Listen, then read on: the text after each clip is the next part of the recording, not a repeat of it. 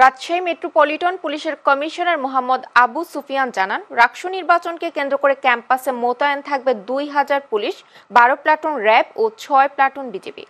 বিশ্ববিদ্যালয় প্রশাসন ভবনে রাকসু নির্বাচনের নিরাপত্তা ব্যবস্থা নিয়ে আইনশৃঙ্খলা রক্ষাকারী বাহিনীর বিভিন্ন সংস্থার সাথে বিশ্ববিদ্যালয় প্রশাসনের এক বৈঠক শেষে সাংবাদিকদের তিনি কথা জানান।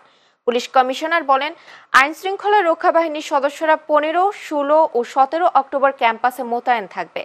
প্রয়োজন হলে এর মেয়াদ বাড়ানো হবে। নির্বাচনে কোনো ধরনের অঘটনের গোয়েন্দা তথ্য নেই। এখন পর্যন্ত পরিস্থিতি স্বাভাবিক রয়েছে। আপনারা জানেন যে রাকসু নির্বাচন উপলক্ষে আমরা আমাদের এখানে বিশ্ববিদ্যালয় প্রশাসন, আমরা আইন শৃঙ্খলা বাহিনী, বিশেষ করে রাজশাহী মেট্রোপলিটন পুলিশ, আমাদের সাথে বিজিবি, র্যাবের প্রতিনিধি অফিসার আছেন। আমরা সবাই মিলে এই নিরাপত্তাটা কীভাবে হবে, আমাদের যে পরিকল্পনাটা যেটা আছে সেটাকে আমরা আরও রিভাইজ করে কোথায় আমাদের কী ধরনের নিরাপত্তা ব্যবস্থা নিতে হবে সেগুলো নিয়ে আমরা কথা বলছি। আর ভোটের দিন এবং ভোট গণনা শেষ করে রেজাল্ট দেওয়া পর্যন্ত আমাদের কার কী ধরনের ভূমিকা থাকবে, আমাদের নিরাপত্তার কোনো ধরনের সমস্যা হয় কিনা সেগুলো নিয়ে আমরা মোটামুটি আলোচনা হয়েছে।